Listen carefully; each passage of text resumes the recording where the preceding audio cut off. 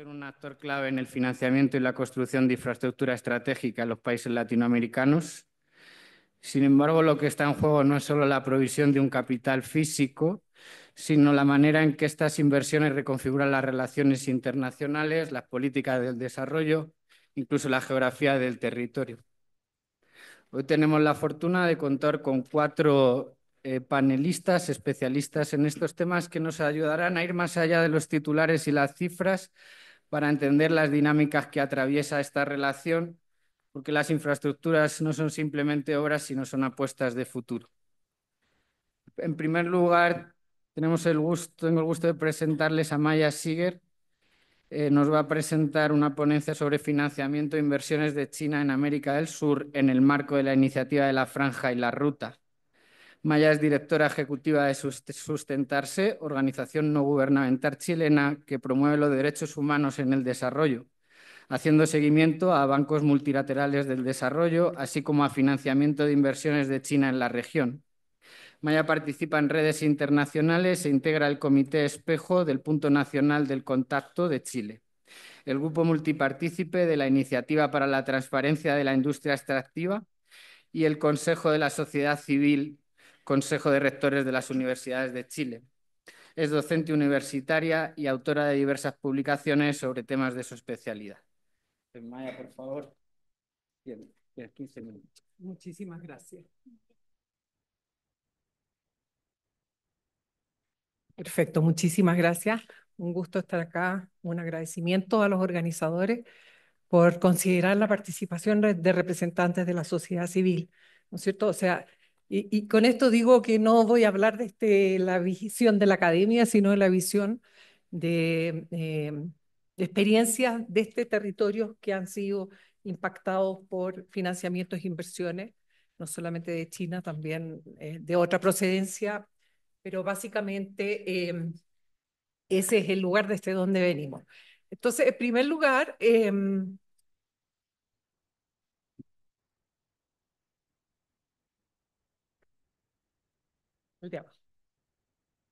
entonces, en primer lugar, digamos, me voy a enmarcar la conversación de hoy eh, sobre la base de una investigación que tuve el honor de poder dirigir y coeditar, que es un estudio sobre los 10 años de la iniciativa de la Franja y la Ruta en Sudamérica, cuáles han sido sus características. Básicamente en 9 países, las 9 principales economías de América del Sur, excluyendo Paraguay, que no tiene relaciones con China, y Surinam y Guyana, que si bien tienen relaciones, no fueron incluidos por no tener nosotros a representantes que pudieran hacer esa parte del trabajo. Eh, Me voy a referir muy generalmente a aspectos de financiamiento e inversión en infraestructura para focalizar específicamente en el ámbito eléctrico, donde ha habido, digamos, una incursión o una inserción muy importante, yo creo que todavía no se percibe qué magnitud de China, con algunos ejemplos de países que han sido particularmente atractivos, no los únicos como Brasil, Chile, Perú y el Uruguay, y cómo estas inversiones se conectan con una estrategia global de China de interconexión eléctrica. ¿Ya? Entonces, bueno, quiero decir que esta publicación se realizó con el patrocinio de una coalición de organizaciones de la sociedad civil de América Latina que hace seguimiento al financiamiento y las inversiones de China con foco en derechos humanos y cumplimiento de estándares ambientales y sociales, que es SIGDA, de la cual Sustentarse es. Entonces, vamos a entrar en materia. Algunos hitos que nosotros distinguimos en la relación formal de China con América del Sur, más allá, digamos, de una presencia y una conexión de más de una centuria, ¿no es cierto? Es el acercamiento a través de relaciones diplomáticas con la región a partir de 1970, donde el primer país en el mundo en establecer relaciones con China fue Chile, y al cual siguieron prontamente otros países. A partir de 1993, distintas asociaciones estratégicas partiendo en Brasil y posteriormente la profundización de estas asociaciones en distintos países, 2005 como un hito interesante porque China firma el primer tratado de libre comercio con un país, y ese país es también de América del Sur y es de Chile, el país que yo represento. Finalmente, el 2018 se extiende la iniciativa de la Franja de la Ruta de América Latina, ¿no es cierto?, a través formalmente de la Declaración de Santiago en el marco de la segunda reunión de, ¿cómo se llama?, de CELAC China, del foro de CELAC China, y comienza a partir de esa fecha, ¿no es cierto?, a evidenciarse un incremento muy importante en la inversión extranjera directa o la inversión económica directa de China en nuestra región. Y bueno, y el estudio obviamente como hito pone los 5 primeros años, los 10 años de la iniciativa de la Franja en el mundo y los 5 años en América del Sur. Vamos a revisar tengo mucha información y entiendo que tenemos poco tiempo, así que voy a focalizar en los aspectos tal vez más interesantes. Acá tenemos, por ejemplo, respecto de la adhesión de los países estudiados a la iniciativa de la Franja de la Ruta. Todos comienzan más o menos en el 2018, ¿no es cierto?, que es cuando se inicia la extensión de la iniciativa a nuestra región. Y donde es interesante que tanto Brasil como Colombia aún no han adherido, si bien en el caso de Brasil es uno de los países del BRICS y también es uno de los países que impulsó la creación del Banco Asiático de Inversión e Infraestructura, ¿no es cierto?, que es el banco que se estableció con impulso de China para financiar precisamente los proyectos de infraestructura que China está impulsando no solamente en nuestra región, sino en el mundo entero. Entonces, tenemos además, bueno, la fecha del inicio de las relaciones diplomáticas, algunos datos de comercio. Vemos que China se ha transformado en el primero o segundo socio comercial para prácticamente todas las economías importantes de la región. Todos los países han ido profundizando sus asociaciones estratégicas con China, hasta la asociación estratégica a toda prueba y todo tiempo, por ejemplo, de Venezuela, o nuevas formas de la profundización de las asociaciones estratégicas integrales. Y además, prácticamente todos los países son miembros no regionales del Banco Asiático de Inversión en Infraestructura. Están empezando a fluir los financiamientos. Acá tenemos a Emilia Hermosa, que hace seguimiento a la inversión del Banco Asiático, inversiones en infraestructura en la región, y coordina un grupo de organizaciones de la sociedad civil que hacen incidencia sobre el banco. Y tratados de libre comercio exclusivamente se ha firmado en el caso de Chile primero, seguido muy prontamente después por Ecuador, perdón, por Perú, después por Ecuador. Hay algunas negociaciones a nivel de Uruguay que no han llegado, digamos, no han llegado a término porque al pertenecer al Mercosur, China ha privilegiado mantener conversaciones directas con el bloque, que está un poco de capa caída, ¿no? Eh, Vamos a pasar por encima de las relaciones comerciales, que ya son bastante conocidas. En términos de financiamiento, también esta información muy vista. Estos son datos de la Universidad de Boston, del Centro de Estudios eh, Políticos, donde, ¿no es cierto?, ya sobre todo en sus inicios de la inserción de China, ¿no es cierto?, se registraron 117 créditos por 137 mil millones de dólares, y donde los principales países receptores en orden de importancia fueron Venezuela, Brasil, Ecuador, Argentina y Bolivia, países que tenían dificultad de acceder a financiamiento en la banca internacional. O sea, que buscaron esto como una fuente alternativa de financiamiento, y donde estos financiamientos se caracterizaron por su condicionalidad. Esto es pago de deudas con commodities, particularmente petróleo, pero hay un caso también de pago con cobre, en el caso de Chile. Créditos atados a compras a proveedores chinos, o sea, todo lo que es el desarrollo de los proyectos de ingeniería, la adquisición de bienes de capital, las adquisiciones de tecnología, estaba amarrado a esos financiamientos, y eso ha tenido influencia. Y también, digamos, a la contratación pública de empresas de ingeniería y construcción de China por los estados, y posteriormente también por empresas privadas de la región.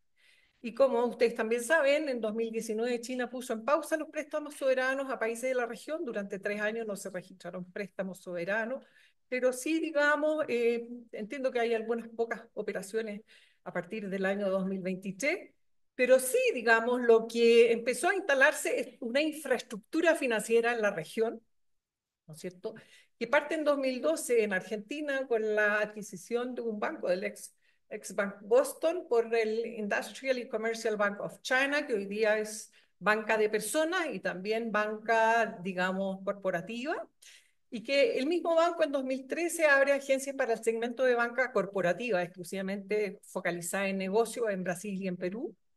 En 2016, el Banco de Comunicaciones adquiere el 80% de la propiedad del Banco BBM en Brasil y posteriormente adquirió el porcentaje restante, o sea, controla hoy día el Bocom BBM. Y en Chile se instalan Chile como hub financiero para las actividades de las empresas de China en la región. Se instalan 3 agencias autorizadas del Banco de Construcción de China, que es un banco comercial, el Banco de China también comercial, y un banco de política que es el Exim Bank de China en 2021. Entonces ya hay una infraestructura financiera que viene a soportar, digamos, a las empresas de China que están desarrollando negocios en nuestra región. Muy importante. Bueno, la inserción económica de China en la región se materializa de distintas formas. Ya lo dijimos, los préstamos a los estados, a empresas públicas y al sector privado en general, contratos de servicio con los estados y también el sector empresarial en temas clave como son ingeniería, construcción, prospección, explotación, etcétera.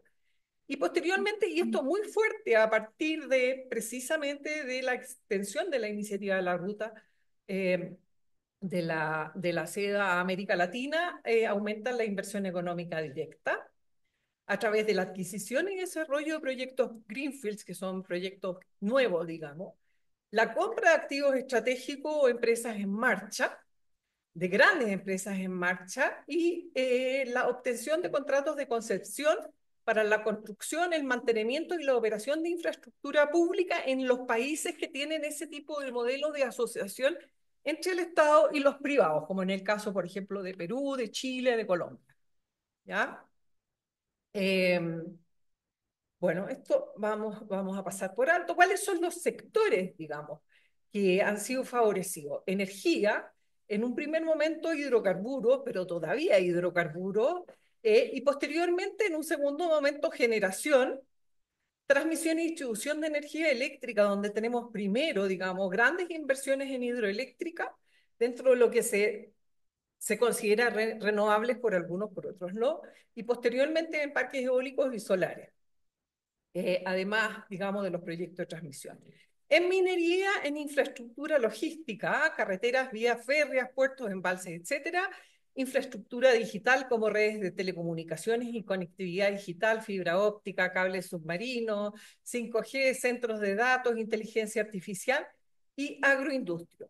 Prácticamente ninguno de estos proyectos ha sido rotulado o etiquetado como proyectos ni en la iniciativa de la franja y la ruta, pero sí se ajustan a las prioridades estratégicas de China de potenciar la extracción, explotación y exportación de recursos naturales hacia China, así como a crear la infraestructura de soporte que es necesaria para ese transporte logístico y toda la logística para su transporte a China, ¿no? Por ejemplo, algunas de las inversiones que pueden ser interesantes. En Chile, por ejemplo, a través del sistema de alianzas público-privado, una empresa china se adjudica 2 tramos de la principal ruta, son 364 kilómetros de la principal ruta del país, donde no solo hace mantenimiento, sino además es la explotación de la ruta a través de cobro de peaje, ¿no es cierto? Esto es interesante. Bueno, el caso más emblemático, ahora tenemos el puerto privado de uso público de Chancay, un proyecto que recién inaugura su primera etapa por 1.315 millones de dólares, con un horizonte de invertir en 4 etapas sucesivas hasta 3.600 millones de dólares, y que va a cambiar un poco el paradigma de la logística en la región. La semana pasada estuvo en Brasil una delegación de la empresa china State Rail, Wild Group, y funcionarios del Ministerio del Transporte que se reunieron con autoridades del gobierno brasilero para evaluar un corredor ferroviario bioceánico para aprovechar el potencial del puerto de Chancay para sacar minerales, para sacar productos agropecuarios, no solo de este Brasil y los países del Atlántico, sino que pasando también por Bolivia, etcétera, hasta Chancay. Entonces es interesante lo que está pasando. 3 minutos y me queda mucho todavía. Bueno, entonces voy a saltarme la participación en energías limpias, donde China no solamente, digamos, ha construido importantes parques solares y eólicos, sino que además provee la tecnología necesaria, como son los aerogeneradores, los paneles fotovoltaicos, ahora los sistemas de almacenamiento de energía, los hidrolizadores para las plantas de hidrógeno verde, etcétera. Pero fundamentalmente también se ha transformado en un importante actor dentro de la industria energética y de la energía eléctrica en particular, con participación en toda una integración vertical en toda la cadena de valor donde se ha concentrado su inversión, ¿no es cierto?, con adquisiciones de activos por 44.400 millones de dólares, adquiriendo empresas en marcha en Chile, Perú y Brasil, con un importante control. Por ejemplo, acá vemos cómo es China el principal, o sea, como el sector eléctrico es el principal sector en que ha invertido en Brasil. En Brasil, a través de la participación en una sola compra, que fue la más importante desarrollada en todo el mundo ese año por China, eh, tiene una importante participación en una empresa distribuidora de energía en Sao Paulo. En Perú controla el 100% del mercado de distribución eléctrica y en Chile tiene un 56% de participación en el segmento de distribución. O sea, esto es un asunto, aquí hay adquisiciones en energía en Chile, eh, eh, pero nos vamos a enfocar muy rápidamente en la conectividad de instalaciones transfronterizas, que es uno de los pilares o de las 5 metas de la iniciativa de la Franja y la Ruta, en el tema de transmisión eléctrica. ¿Por qué en transmisión eléctrica? Porque China ha desarrollado una tecnología, que son tecnologías de, de transporte de corriente continua de ultra alto voltaje que permite transportar grandes bloques de energía con mucha eficiencia y poca pérdida, una tecnología patentada por ellos. Y está instalando esta tecnología en países como Brasil, como Uruguay, como Chile, como Perú, ¿no es cierto? Construyendo las más largas e importantes líneas de transmisión de los países, que son críticas para recolectar toda la energía que se produce en las plantas generadoras de energías renovables y buscando con ello una integración energética no solo regional, sino que además global. Aquí hay mucha información, yo les voy a compartir, digamos, espero que se compartan las presentaciones porque el tiempo no me da. Ha adquirido grandes compañías eléctricas en toda la región, lo que está levantando preocupaciones. Acá tenemos, por ejemplo, en el caso de Chile, como la adquisición de 3 de las más importantes compañías eléctricas ha levantado preocupaciones y además, digamos, la construcción de la línea eléctrica más importante del país que está actualmente en construcción, que es Quimán-Los Aguirre, cruza del norte y llega hasta Santiago, un proyecto de 1.900 millones de dólares con la tecnología que yo les señalaba. ¿No es cierto? Tenemos en Perú la misma situación de control de la distribución eléctrica y asociado a esto también la integración en otros sectores del mercado de la energía. Tenemos el caso de Uruguay, donde se está construyendo una línea de transmisión muy importante. En Brasil, State Grid tiene 3, que son 3 de las líneas más importantes del mundo, son líneas de más de 2.000 kilómetros de longitud. La última adjudicada recién en el año 2023 con una inversión de 3.600 millones de dólares, cifra gigante, también para recoger la energía que se genera a través de las renovables. Y como parte de una estrategia que yo les mencionaba de interconexión energética global, hay un white paper de cómo China está impulsando a través de State Grid, que ha sido precisamente la empresa que ha adquirido y que está impulsando la inversión en el sector eléctrico en América Latina, una red global interconectada, con apoyo de una organización internacional también promovida por China, ¿no es cierto?, que coopera con distintas organizaciones, tiene presencia en múltiples países, en Latinoamérica tiene una sede en Chile, para promover este modelo de integración energético con objetivos a muy largo plazo que se han ido cumpliendo, ¿no es cierto?, caracterizado por redes inteligentes, redes de ultra alta tensión, más energías limpias, con financiamiento del Banco Asiático de Inversión en Infraestructura, como dice el libro blanco. ¿Ya? O sea, el banco está destinado, acá tienen ustedes el mapa de la interconexión eléctrica global, sacado de este libro blanco. Acá hay otra. Este es un mapa que desarrolló State Grid de cómo quieren interconectar al mundo y con dos proyectos fundamentales de interconexión, uno en América del Sur, básicamente Brasil, Chile y Perú, y una interconexión de América del Sur con América del Norte. Hay mucha información y en esto están en un convenio de cooperación con la Organización Latinoamericana de Energía, OLADE, ¿no es cierto?, con los que están trabajando fuertemente en impulsar esta agenda global para América Latina. Incluso hay un proyecto que anunció el año 2021 el expresidente Piñera, el proyecto Antípodas, de unir por un cable submarino a China con Chile para transportar energías limpias, aprovechando los cambios de horario desde América del Sur hasta China. Esto genera, sí, voy terminando. Esto ha generado, digamos, bastante hilaridad, como diciendo esto es imposible, pero sabemos que cuando los chinos trabajan en esto, estos temas son en serio.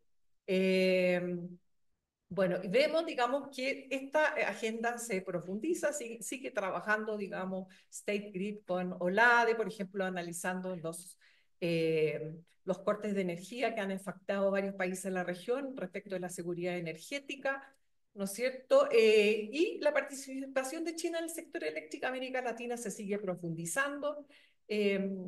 Por ejemplo, acá visitas, digamos, de Brasil para discutir líneas de transmisión. Esto salió la semana pasada en la prensa. O sea, el tema está en la agenda porque el Banco de Desarrollo, el nuevo Banco de Desarrollo asociado a los BRICS, está también financiando a una de las compañías chinas el proyecto de transmisión. Chile firma memorándums de entendimiento sobre energías limpias con China, esto también reciente, 2 de abril. Y finalmente, digamos, en la próxima reunión CELAC-China, que se va a desarrollar en mayo en Pekín, el primer tema en la agenda, según lo que informó la presidencia pro tempore de Colombia, es la interconexión eléctrica. Entonces yo quiero hacer foco digamos, en esta estrategia. Es muy interesante, importante de seguir y analizar cuáles son las implicancias geoestratégicas para la seguridad nacional de nuestros países y para la región de depender de esa manera de una potencia extranjera fundamental. Muchas gracias.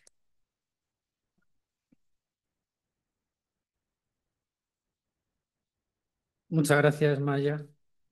Vamos ahora con la ponencia de Catherine Erazo, Los secretos de la deuda china. Catherine es reportera e investigadora en temas de política, economía e investigación en medios de comunicación nacionales e internacionales, como los diarios El Universo, Expreso y Hoy, revistas Vistazo y En América Economía. Actualmente editora del portal de investigación periodística Mil Hojas. Es Premio Eugenio Espejo 2023 en la categoría Medios Digitales como coautora del libro Los secretos de la deuda china. Mención de honor en el Premio Eugenio Espejo 2016 y tercer lugar en el concurso de reportaje sobre biodiversidad 2012, organizado por la Conservación Internacional Ecuador, Ecociencia, el Centro Internacional para Periodistas y la Federación Internacional de Periodistas Ambientales. Muchas gracias, Catherine. Dispones de 15 minutos.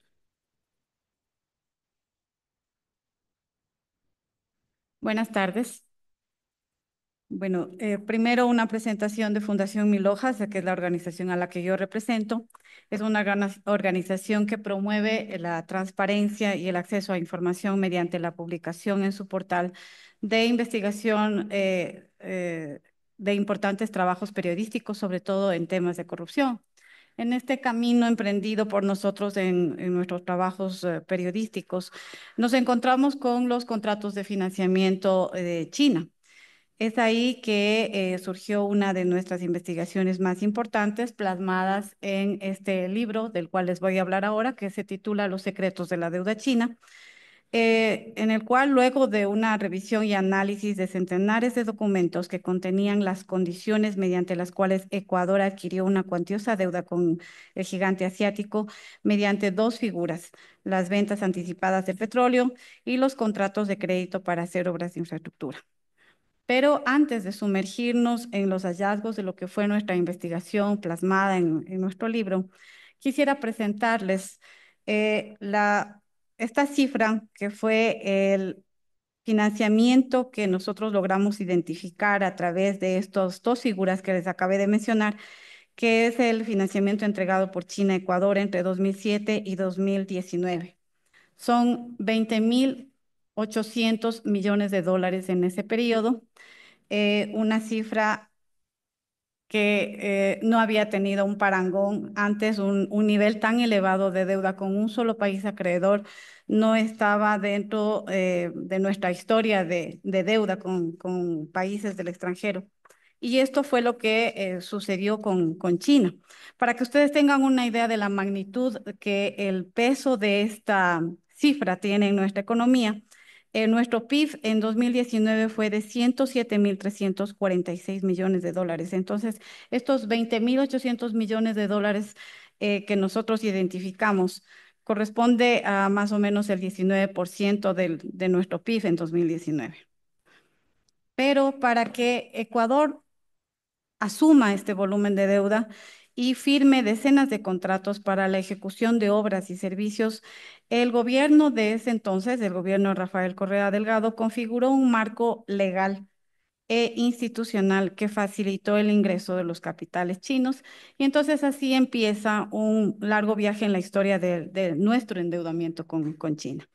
A pocos meses de iniciado el gobierno de Rafael Correa, el Ecuador se declara en default.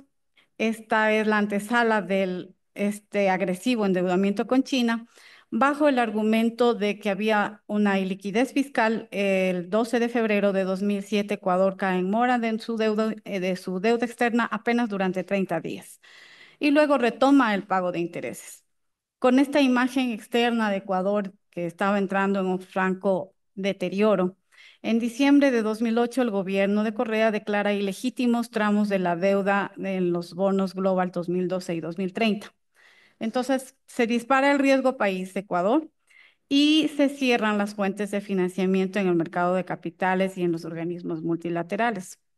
Por lo tanto, la consecuencia directa de esto es un escenario perfecto para que el gobierno de ese entonces empiece a estrechar una relación con China, que prácticamente llegó al rescate de nuestras necesidades financieras en ese momento con unas condiciones de fácil acceso, aparentemente para nosotros.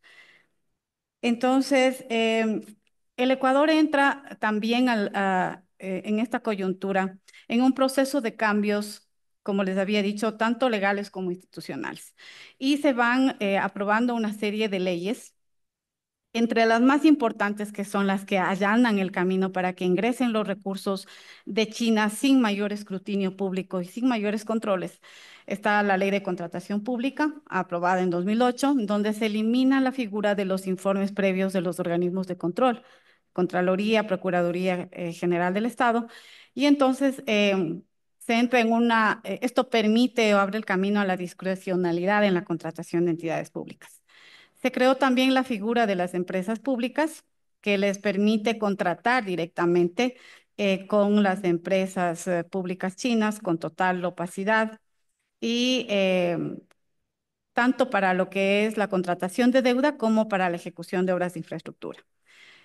Aparece también aquí en esta escena de nuevas normas un nuevo código de planificación y finanzas públicas que simplifica todos los procesos de aprobaciones de los créditos. Nosotros teníamos un límite de endeudamiento del 40% en relación al PIB.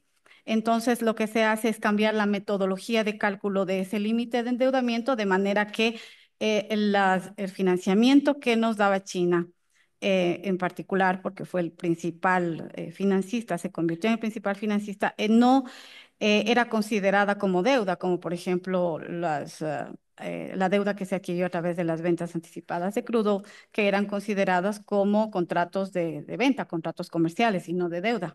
Entonces, esto no era considerado dentro de este proceso de aprobación y de límite de endeudamiento. Se crea también este comité, un comité de deuda, que es el que se encarga de aprobar todos los procesos de financiamiento con China. Y SEMPLADES también, que es el organismo encargado de la planificación del desarrollo, también se convierte en una entidad bastante funcional a todos los procesos de aprobación de deuda. Y el Ministerio de Finanzas, que es el que emite los informes técnicos favorables de una manera bastante expedita, sin mayores obstáculos, porque ya no tiene que pasar por las aprobaciones de los organismos de control, que como les había dicho antes, no, ya habían desaparecido del mapa en cuanto a su potestad de ejercer control previo. El financiamiento que recibimos de China, Ecuador se canalizó mediante la banca estatal china, específicamente a través del Exim Bank, del Industrial and Commercial Bank of China Limited y a través de contratos de financiamiento a la empresa pública Petroecuador. Las figuras mediante las cuales Ecuador se endeudó, estamos con las preventas petroleras y las obras de infraestructura.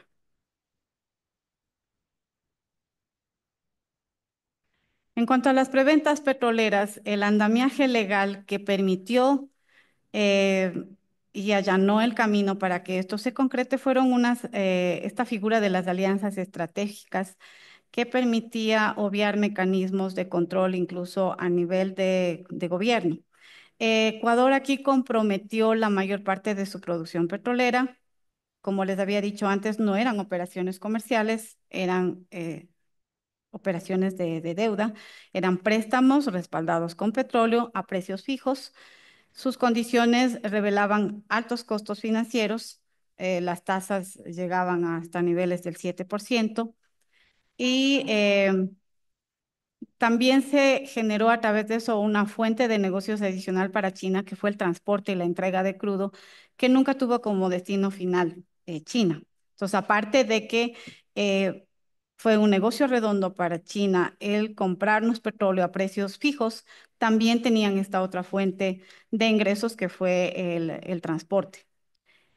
China y Unipec prestaron a Ecuador 15.070 millones de dólares. La contraparte fueron 11 contratos de preventa que totalizan 1.109 millones de barriles de crudo a entregarse a largo plazo, y estos fueron convenios suscritos entre 2009 y 2016.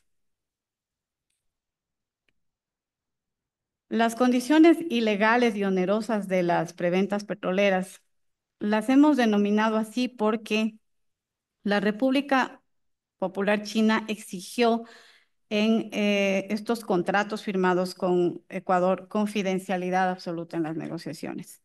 Como les había dicho antes, tasas de interés de hasta el 7.37%, más otros cargos por costos financieros. Se obligó a Ecuador a pagar la deuda con fórmulas de precio de barril de crudo por debajo del mercado internacional. La cláusula de libre destino permitió que China revenda el crudo nacional en condiciones spot y en precios más altos.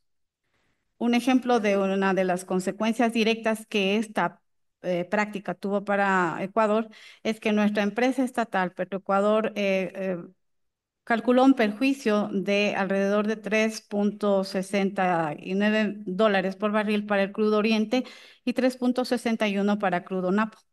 En el análisis que hace Petroecuador, compara los diferenciales perdón, del año 2021 de los contratos a largo plazo y de las ventas spot para sacar esta cifra. Perdón.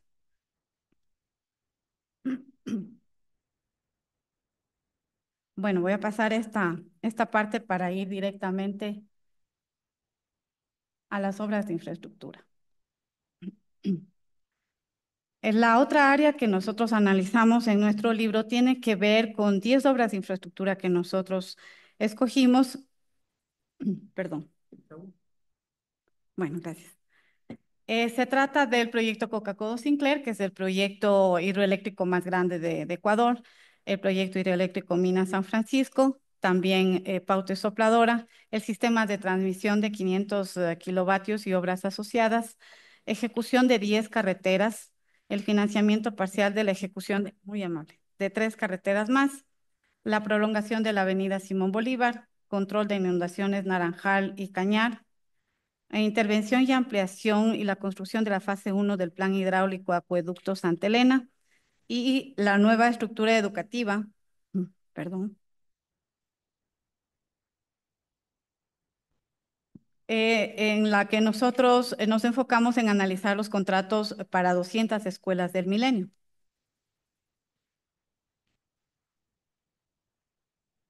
El valor total de estas 10 obras ascendió a 6.397 millones de dólares. El financiamiento chino significó el 64% y los créditos directos fueron canalizados a través del Exim Bank y del Banco de Desarrollo de China, además de un pool de bancos chinos y sucursales del Deutsche Bank AG con Hong Kong y de Beijing. Esta es una particularidad que vimos en algunos de los contratos que nosotros analizamos, que este pool de bancos se distribuía el proceso de financiamiento. Unos actuaban como agentes que recibían los recursos, otros canalizaban y pasaban los recursos a través de otras cuentas de los bancos hacia los contratistas que ejecutaban las obras aquí. Entonces era una cadena de bancos que operaban en algunos de los contratos de ejecución de obras de infraestructura. En cuanto a las condiciones de financiamiento, el timón de las negociaciones para obtener los créditos siempre estuvo en manos de China, absolutamente. Desde la etapa precontractual, la banca china y en específico la estatal Sinosure, que es la empresa aseguradora china. Las principales condiciones que nosotros logramos identificar fue que estábamos condicionados a contratar a las empresas chinas estatales para la construcción de los proyectos, es decir, nos daban los créditos, pero a condición de que nosotros contratemos con empresas estatales chinas. La contratación del seguro de crédito con Sinosure, que dicho sea de paso, Sinosure prácticamente tenía la palabra final, la decisión final de si aprobaba o no el financiamiento para las obras. Se impusieron candados para evitar la cancelación de los contratos de construcción por incumplimientos del contratista. Esto consta en varios de los contratos. Si es que había algún tipo de incumplimiento de las empresas chinas, no se podían cancelar los contratos de construcción. Teníamos cláusulas específicas en las que se impedía eso, a pesar de que el incumplimiento sea un hecho incluso comunicado por la empresa contratante o identificado plenamente por la contratante. En lo financiero, las tasas de interés estuvieron hasta los niveles del 7%, similares a los de las preventas petroleras. También identificamos 5 tipos de comisiones que se cobraban en estos créditos. Las comisiones son la comisión de gestión, preparación, compromiso, prepago o indemnización y comisión de agencia, aparte de los honorarios de gastos legales e incluso gastos administrativos incurridos por los prestamistas durante la negociación. Todo eso se cargaba a los costos que debía asumir el país. Se puso también en los contratos una cláusula de inmunidad soberana, en la que Ecuador renunció a proteger sus activos. Cito la cláusula. El prestatario acepta que él y sus demás activos que no constituyen bienes inmunes están sujetos y disponibles para el procedimiento. Al decir procedimiento, se referirían a embargos, ejecución de laudos arbitrales, por ejemplo. Y el prestatario se compromete a no invocar ninguna defensa sobre la base de la inmunidad soberana para créditos directos para proyectos de infraestructura. Se abandonó también el Centro de Arreglo de Diferencias Relativas de Inversiones del Banco Mundial y las disputas comerciales tenían que resolverse en la Corte Internacional de Arbitraje de Londres y en idioma inglés. Identificamos como la herencia de la deuda china analizada en nuestro libro.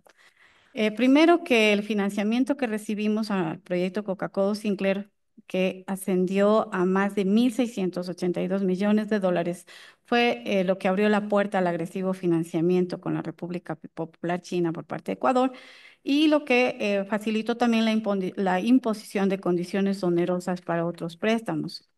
Los costos de los proyectos terminaron duplicándose y hasta triplicándose respecto a lo pactado en los contratos.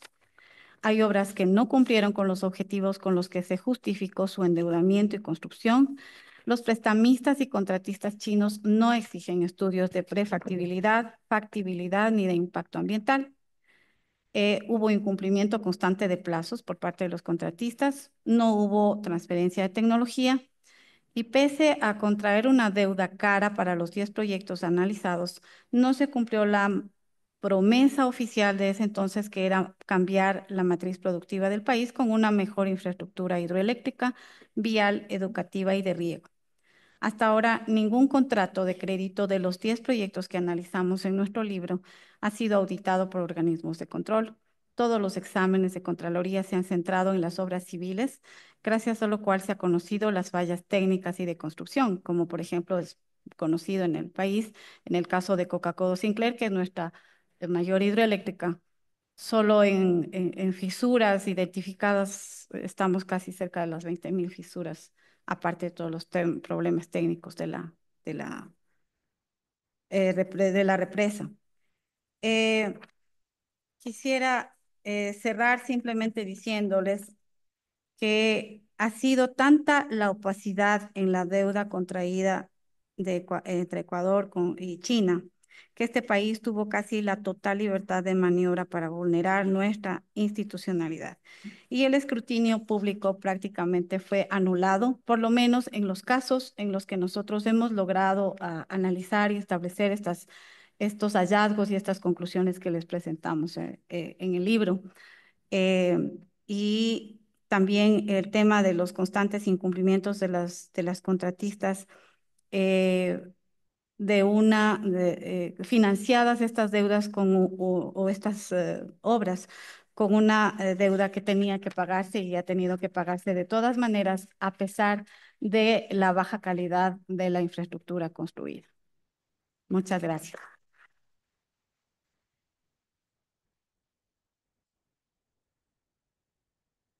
Muchas gracias, Catherine.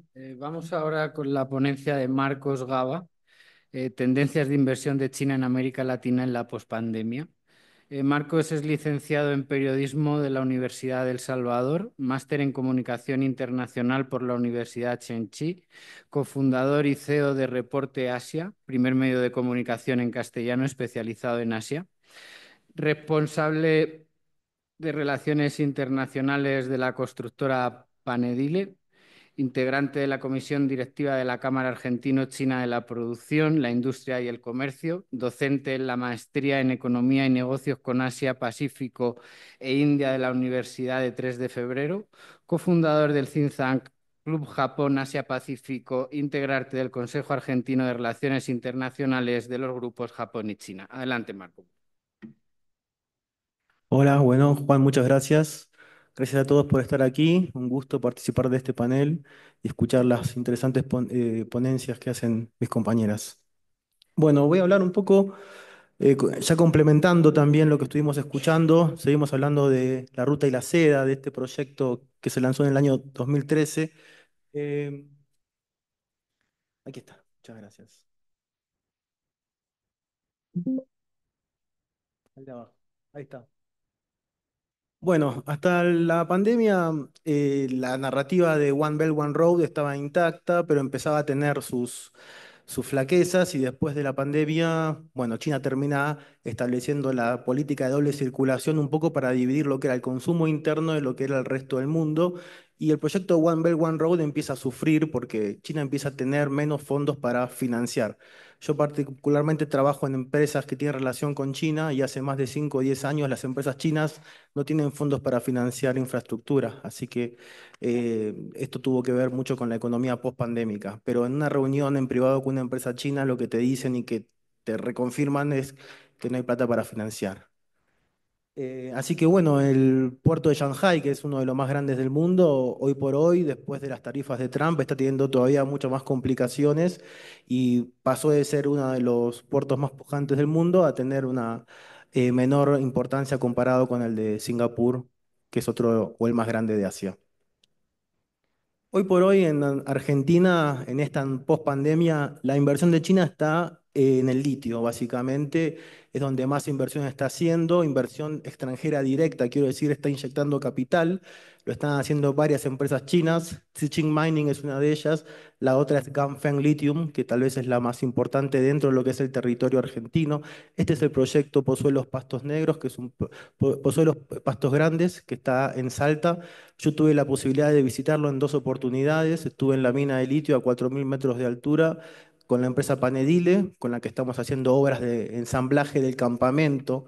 El campamento es para 8.000 personas, ¿está bien?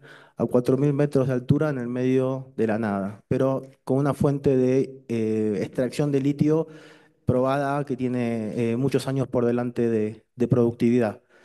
La empresa Ganfeng, para enriquecer un poco más este producto, acaba de inaugurar una planta de tratamiento de litio en la cual se va a hacer cloruro de sodio y en la cual se va de alguna manera a transformar o a perfeccionar un poco más el producto. Es una inversión de más de 900 millones de dólares que hizo en la provincia de Salta y con la que de alguna manera busca enriquecer o darle un segundo paso industrial a este material antes de exportarlo a China para su refinamiento final y para la producción de las baterías de litio. Pero es interesante ver que China está haciendo inversión extranjera directa en litio y al mismo tiempo está apostando a un mercado. Eso antes China no lo hacía. En todo lo que fue la prepandemia, China solamente invertía con garantía soberana. Quiere decir que siempre lo que pedía era un acuerdo país-país, en el cual el país receptor, que era Argentina, firmaba un acuerdo con garantía soberana que le daba a China realmente la idea de que iba a poder recuperar ese fondo, ¿no? Es decir, no eran proyectos de mercado, eran proyectos políticos. Después de la pandemia, China ha dejado los proyectos políticos con garantía soberana y se está enfocando un poco más en los proyectos privados, con el riesgo privado. Creo que esto lo hace porque Argentina estableció un régimen que se llama RIGI, que es un régimen de inversión especial que le da a las empresas internacionales una cantidad de exenciones de impuestos que hace que sea más interesante hacer la inversión. Pero esto empezó con la era de Milei, antes era mucho más político, no sé qué es mejor, sí sé que antes era mucho más político y que ahora por lo menos China está haciendo inversión de capital directo. Esta es la planta de Ganfeng, que está en Güemes, en la provincia de Salta, en el norte, en el Triángulo de Litio. ¿Está bien? Así que China está extrayendo el material in situ y lo refina en una planta que acaba de inaugurar. Este material China lo quiere mover, obviamente, por el Pacífico vía Chile o por el Atlántico. ¿Está bien? Esta es una macroregión que se llama Atacalar, que compone Atacama en Chile con Argentina y que de alguna manera está pensado para hacer un corredor bioceánico que justamente pueda exportar por el Pacífico esta cantidad de producto que China está buscando vender. El proyecto Belgrano Cargas es el proyecto tal vez más exitoso que hizo China en la Argentina, fue la renovación de 1.400 kilómetros. Yo participé cuando trabajé con el Grupo Macri, que es un grupo muy importante de Argentina, en este proyecto, y este proyecto tiene un valor bioceánico. Si ustedes ven, empieza en Rosario, de este lado, y termina en Salta. Salta es donde está Canfen ahora, donde está Zicheng Mining, donde está la frontera con Chile, donde está el Triángulo de Litio, muy cerca de Bolivia y de Chile, obviamente, así que esa es la zona más importante y este proyecto se hizo en el año 2010, así que China viene invirtiendo en corredores bioceánicos en Argentina desde ese momento, se invirtieron 2.500 millones de dólares para poder hacer estos 1.400 kilómetros que están funcionando. Otro proyecto bioceánico es el San Martín Cargas, que va de Mendoza hasta también las zonas cercanas a los puertos de Entre Ríos y de Santa Fe. Está pensado básicamente de Mendoza porque hay otro corredor bioceánico en Mendoza que podría utilizarse para pasar a Chile y porque además en Mendoza hay una mina de Eh, Hay una mina bueno, que era de la empresa Vale con Brasil. No me acuerdo ahora de qué es la mina, pero se utiliza para la producción de fertilizantes. Así que bueno, esa mina también sería muy interesante en cuanto que si China llega a tener injerencia en este proyecto, va a hacerse cargo también potencialmente de esa mina. Volviendo para atrás, les quiero comentar que en el puerto de Rosario, el puerto de Rosario tiene el puerto más grande de China, que es el puerto de COFCO. COFCO es la segunda exportadora de granos más importante de Argentina y ya se encarga de toda la venta de los minerales, del tabaco y de toda la soja y de la oleaginosa que sale por este tren. Este tren está por ser privatizado y se cree que China lo va a comprar. Entonces China hizo la inversión hace 15 años, las empresas de China están en este sector, ahora se va a privatizar y los rumores dicen que China lo va a comprar, sino que otro país podría transportar estos materiales tan sensibles para China. No creo que China permita que ningún otro país pueda hacerse cargo de su propio transporte dentro de Argentina. Así que vemos cómo están los chinos dentro de nuestro territorio y cómo manejan la que fue en su momento la red más importante ferroviaria, porque esta es la zona agrícola ganadera, la minera y la del tabaco, que está todo al norte. Otro proyecto en el que participaron los chinos fueron los corredores terrestres en sistema PPP. Esto lo lanzó el presidente Mauricio Macri. No llegaron a buen puerto, pero si ustedes ven, son todas vías terrestres que cruzan el país de este a oeste y que están pensadas también para el transporte de oleaginosas, de carne y de todos los productos que China compra desde Argentina. No se llegó a un buen puerto con este proyecto porque Argentina no tiene una economía para hacer PPP, pero China participó igualmente en una propuesta para hacerse cargo de una de las rutas. Esto tiene que ver con que, bueno, Argentina está buscando aprovechar un poco de alguna manera el One Belt, One Road de China para fortalecer todas las economías regionales que son recorridas por estas trazas, sean terrestres, sean ferroviarias, un poco siguiendo la filosofía de las zonas económicas exclusivas que China implementó desde los 70 y que, bueno, le dan valor nuevamente a las cadenas de valor regional y a las cadenas de valor entre países como Chile y Argentina. En la experiencia de China, obviamente, las zonas económicas exclusivas fueron muy importantes, las inaugura Deng Xiaoping, empiezan siendo 4, pero finalmente hoy hay 15 zonas que son libres de comercio, 49 de ellas con desarrollo económico y tecnológico a nivel estatal y 53 zonas de desarrollo industrial y de alta tecnología. Este es un proyecto que a Argentina le interesa mucho estudiar y que estudia porque tiene que ver con renovar justamente las economías regionales. Y bueno, los efectos de las zonas económicas exclusivas en China son valiosas para Argentina porque tienen que ver con flujos de inversión directa bien definida por sector, actualización de infraestructura y servicios, consolidación de una base industrial, especialización de la mano de obra en cada región y demás. Creo que en ese sentido de China podemos aprender muchas cosas y como decían acá mis colegas, tenemos que tener cuidado con temas como opacidad y transparencia, que son los temas que justamente complican a China en Argentina y en toda la región. Siendo China el primer socio comercial de Chile, para Argentina, Chile es muy importante, porque todo lo que viene de comercio exterior de Argentina va a ser vía Chile. Nos tenemos que olvidar del Atlántico. El Atlántico no nos lleva a Asia. Chile lo sabe, Chile mira a Asia. Naturalmente todo el Pacífico, Ecuador también, Colombia, Perú, especialmente con Chancay ahora. Entonces, estamos aprendiendo un poco también de la experiencia de Chile, que es en la región el hub financiero, como decía Maya aquí, y con el que primero podemos hacer negocios por una cuestión geográfica. Pero bueno, como decía Maya también, China compró en Chile muchos activos, compró algunas bodegas, compró algunas pesqueras, se hizo cargo bueno, de algunas cuestiones en el desarrollo de tecnología. El China Construction Bank es el único banco, por lo menos que yo conozca, que puede operar en renminbi e invertir en renminbi. Entonces es Chile el hub para hacer negocios con Argentina y nos ofrece la posibilidad de que este corredor bioceánico tenga sentido, porque Chile es el país con un perfil chino más desarrollado. El encadenamiento productivo con Chile y Argentina es una respuesta al One Belt, One Road. Lo que muchos empresarios estudian del lado argentino es, bueno, ¿cómo le sacamos provecho a estas inversiones chinas para que no sean netamente extractivas y podamos generar un producto? Y la idea sería generar un producto argentino-chileno que aproveche los tratados de libre comercio que tiene Chile con China y con 65 países o más.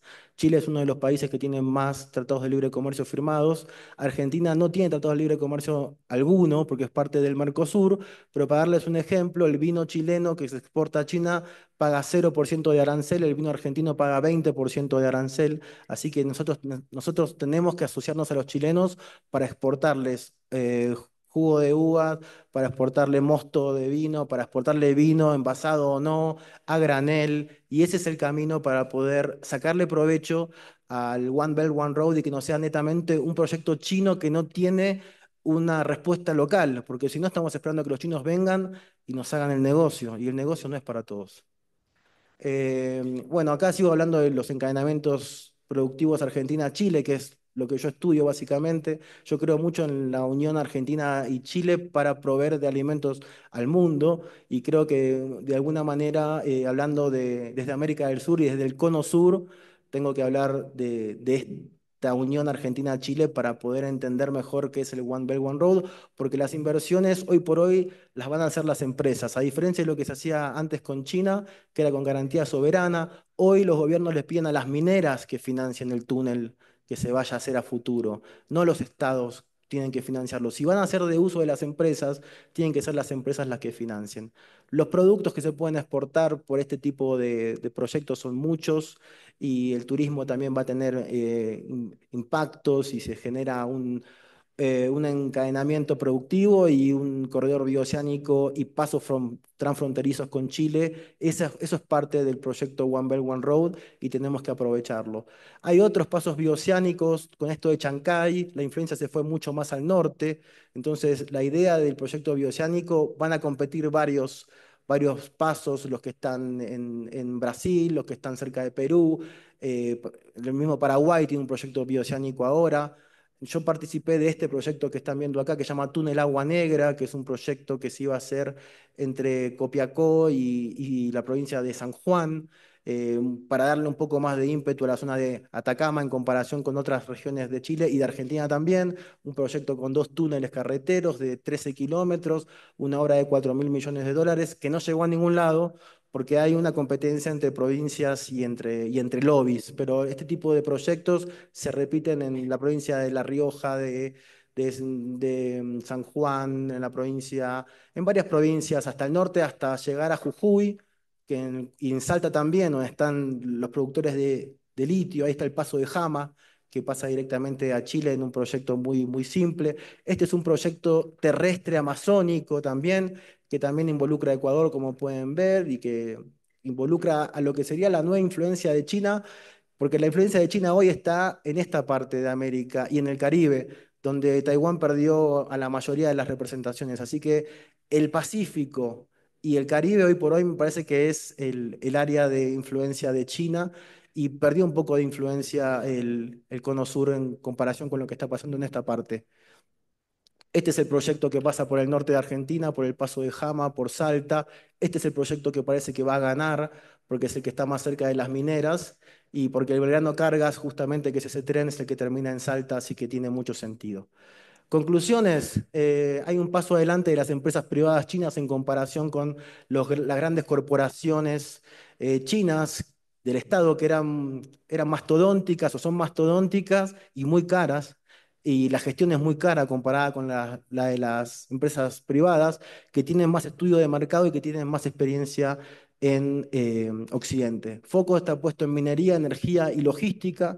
Eso es evidente y dejaron un poco la construcción de grandes obras como las hidráulicas, porque China no puede operar con mucha facilidad en el exterior y tiene problemas con los sindicatos. Por lo menos en Argentina los sindicatos son muy fuertes y no están, son anti-chinos los sindicatos argentinos. Y el corredor bioceánico está influenciado por el puerto de Chancay, que me parece que es el el gran hito dentro de lo que fue la construcción de corredores bioceánicos en América Latina. Así que desde Perú se está generando una influencia enorme para que las mercaderías crucen el continente y que algunas se exporten por el Atlántico y las que tienen valor agregado en la mayoría de los casos se exporten por el Pacífico. Muchísimas gracias.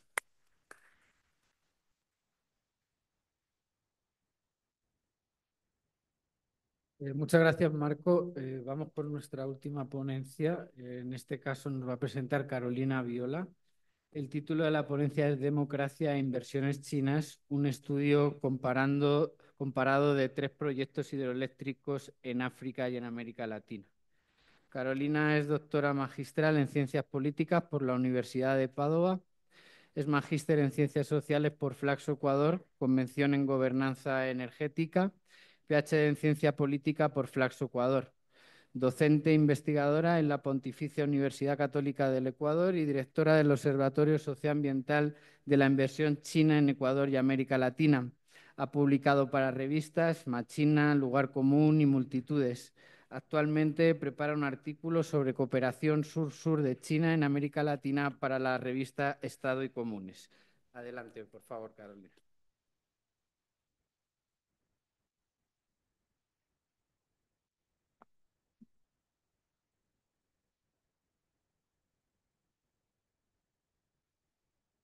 Ahora sí. Ok. Entonces, a ver si logro manipular esto o acá. ¿Hacia dónde va? Ponele más abajo. Con este. ¿Con este? A ver ahí.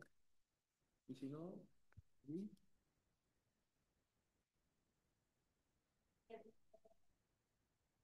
¿Sí? A ver, bueno. Bueno, entonces, bueno, este trabajo se ubica en parte de los trabajos que se hacen en el observatorio. El observatorio tiene unas líneas de trabajo bastante amplias y esto nace de un estudio en profundidad, que también es parte de mi tesis doctoral, sobre el tema del Coca-Cola Sinclair. A partir de ahí nos pusimos a reflexionar con algunos de mis compañeros del grupo de investigación sobre qué pasa, ¿no?, con ciertas dinámicas que nosotros encontramos en el Coca-Cola Sinclair y si era posible encontrarlas en otros lugares, también pensando que el tema de África es importante porque la inversión en China en África empezó mucho antes que en Ecuador y marca muchos de los patrones que después pues, hemos visto en América Latina. Entonces, nosotros partimos de una problematización que tiene que ver que, bueno, ya se ha dicho aquí, voy a pasar muy rápido por aquí, el ascenso de China, ¿verdad?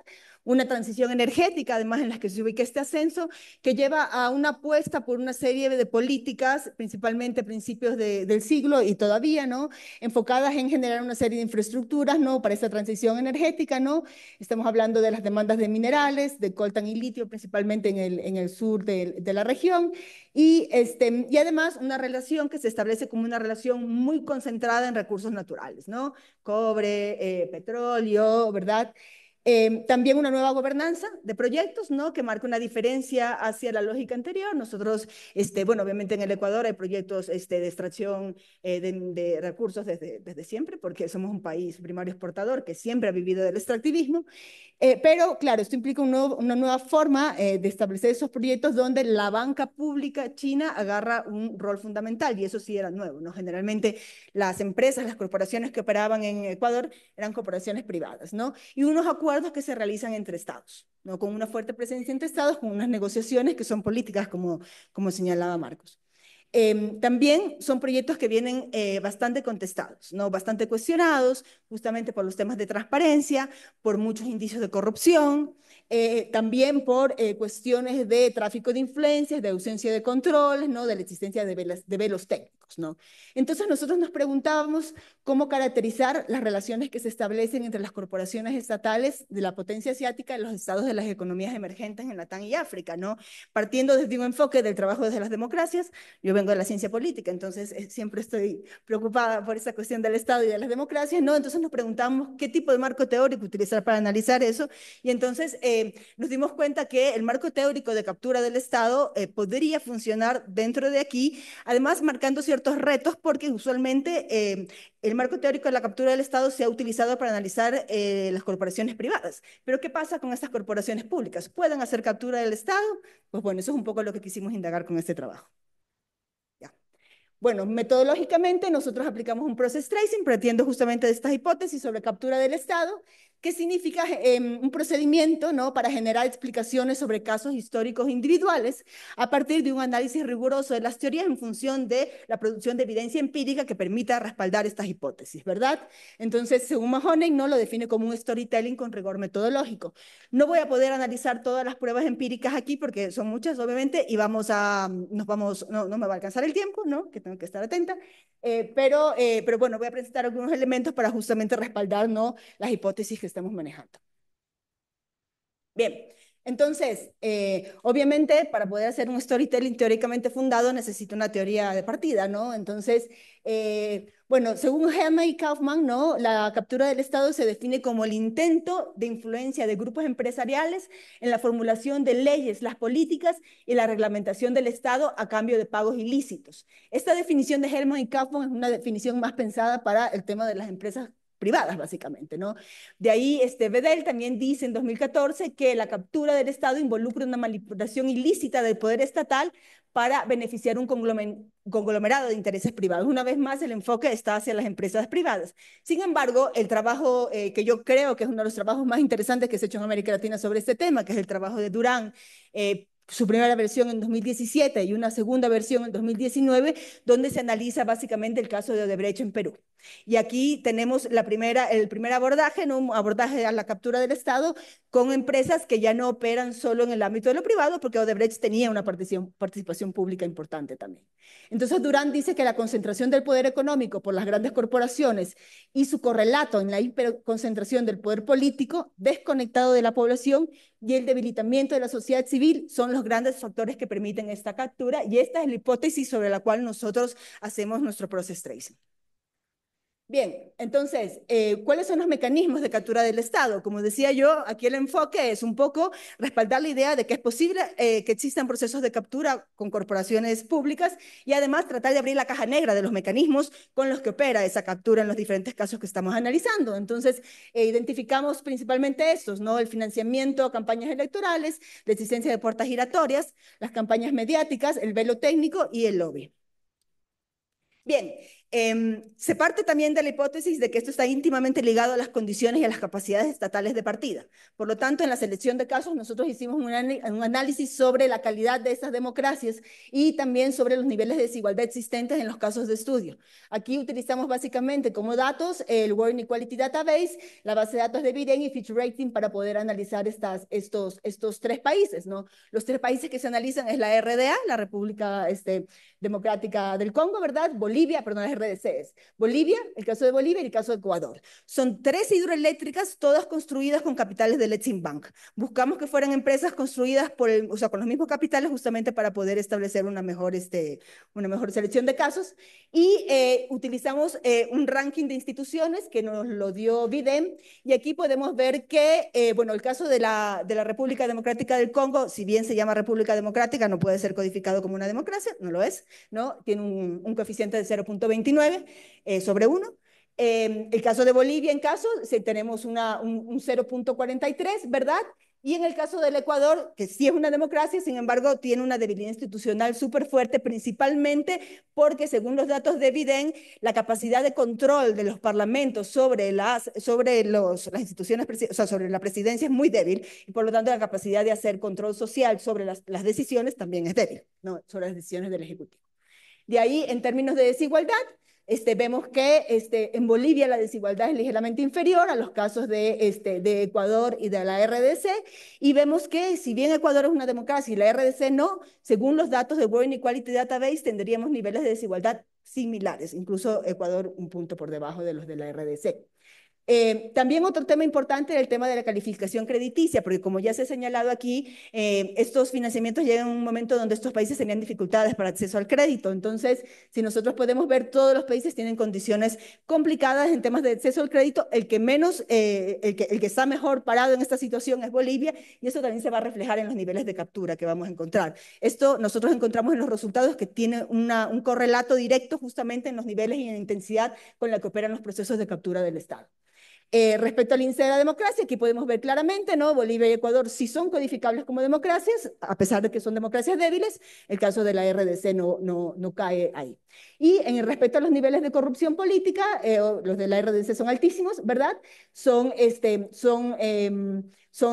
bastante similares en el caso de Bolivia y Ecuador. Entonces, estas condiciones previas nos permitirían justamente manejar esta hipótesis de que existe una relación entre debilidad institucional y captura del Estado. Bien, bueno, voy a pasar esto para ir más rápido y vamos a presentar algunos datos ya de los casos de estudio. Ahora, otra cosa importante también respecto a el por qué empresas públicas en un análisis de captura del Estado, tiene que ver también porque hay que entender la particularidad del proceso de formación de clases medias en China. Si nosotros analizamos el proceso de formación de clases medias en China, según autores que han estado trabajando esto, principalmente en Australia y en la misma China, no digo el caso de David Guman o el caso de An Cheng de la Academia de Ciencias Sociales de Beijing, ellos señalan que las clases medias en China se forman en una relación íntima con el partido y con el Estado. Incluso los CEOs de las grandes corporaciones chinas que operan en el extranjero tienen rango de viceministros dentro del Estado y forman parte de la SAS, que es el consejo que se encarga de decidir cuáles son las inversiones que China va a hacer año a año en el exterior, incluso de las inversiones privadas. Porque tanto las inversiones públicas como las inversiones privadas tienen que pasar por ese filtro en el caso de China. Y eso les permite acceso a una serie de condiciones como son todo el apoyo diplomático, todo el respaldo del Estado en el proceso de negociación con el otro Estado y además un acceso privilegiado al tema del financiamiento. Entonces, bien, el caso de Busanga, ¿no? Que es la hidroeléctrica de Busanga, la que analizamos aquí, financiada con el Eximbank chino, ¿no? En un país donde existe una relevancia en términos de minerales, ¿no? Para la transición energética, ¿no? Básicamente aquí la negociación se hace con Joseph Kabila y se mantiene, ¿no? Se hace un acuerdo, ¿no? Que es el acuerdo Sicomies, que era un acuerdo que estaba ligado a la construcción de Busanga. ¿Qué sucedía? Se construía Busanga, pero Busanga iba a proveer energía eléctrica justamente para el complejo Sicomies, ¿no? Y eso significaba también que dentro del acuerdo se establecía una relación preferencial justamente para el acceso por parte de China, ¿no? Por encima de sus otros competidores, a justamente los recursos que están en este complejo minero, ¿no? Por lo tanto, la hidroeléctrica de Busanga era estratégica justamente para la provisión de energía en este complejo minero. Ya, bien.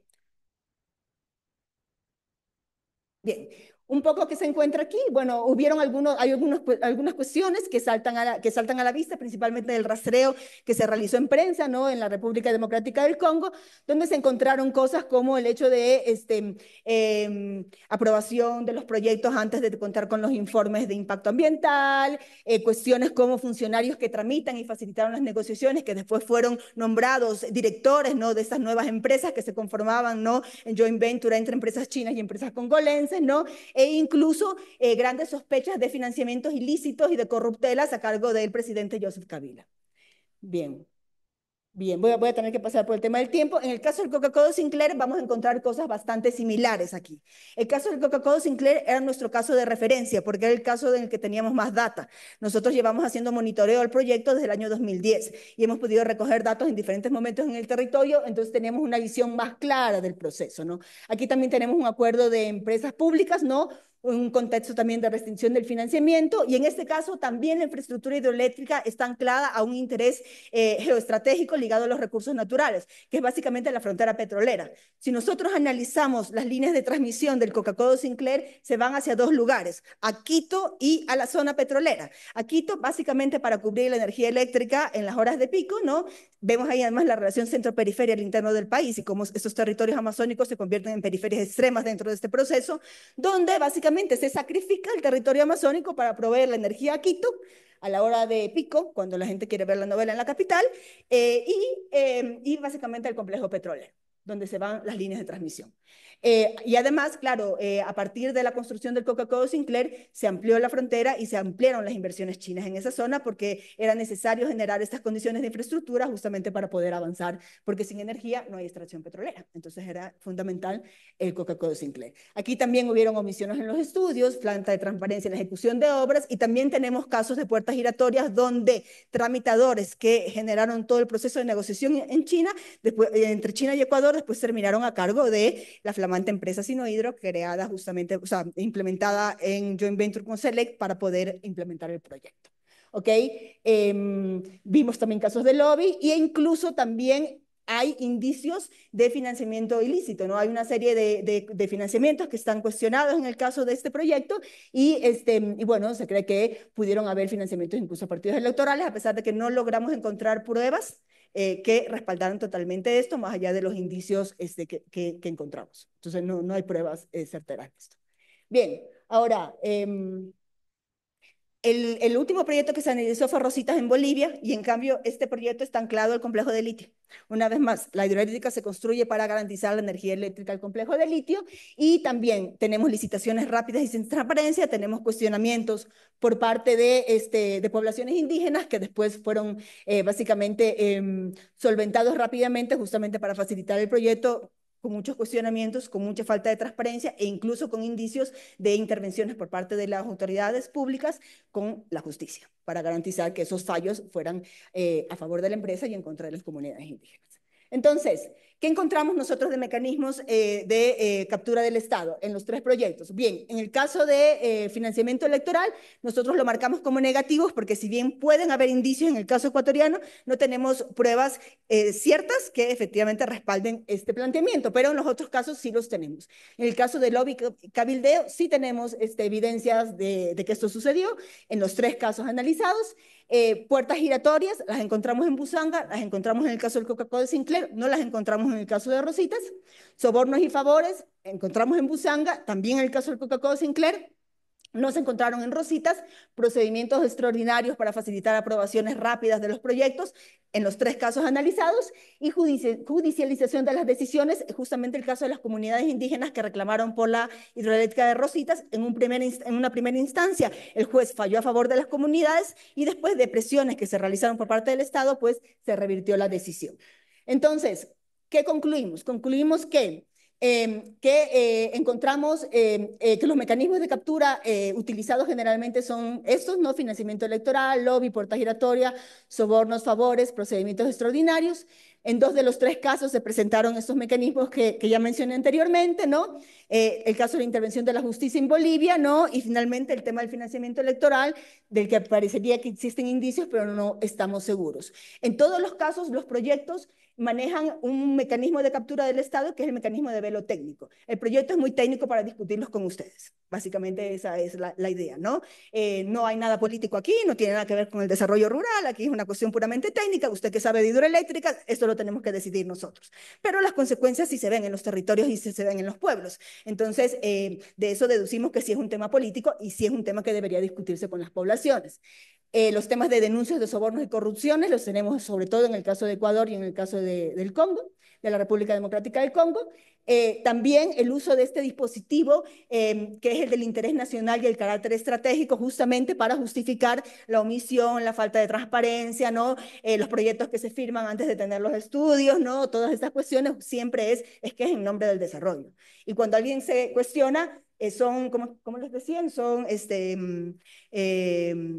enemigos del desarrollo, son retrasados, son atrasapueblos, esa era aquí la frase, ¿no? Son atrasapueblos, ¿no? Entonces, son dispositivos discursivos que apelan a la relevancia del proyecto y que legitiman estos procesos de despojo y de violación de derechos, ¿no? Y finalmente, aquí el mecanismo está enfocado también en garantizar ese acceso a los recursos estratégicos, que lo tenemos en los 3 casos. En el caso del Ecuador hubiera sido imposible la ampliación de la frontera petrolera y China no hubiera tenido ningún interés en invertir en los proyectos petroleros si no había una garantía de suministro de energía, o sea, el Coca-Cola Sinclair. En el caso de Bolivia, eso es fundamental para poder habilitar la operación en Rositas y en el caso del Congo, pues eso estaba anclado a toda la negociación de Sicomíes, entonces ahí vemos claramente la vinculación. Bien, eso es, muchas gracias.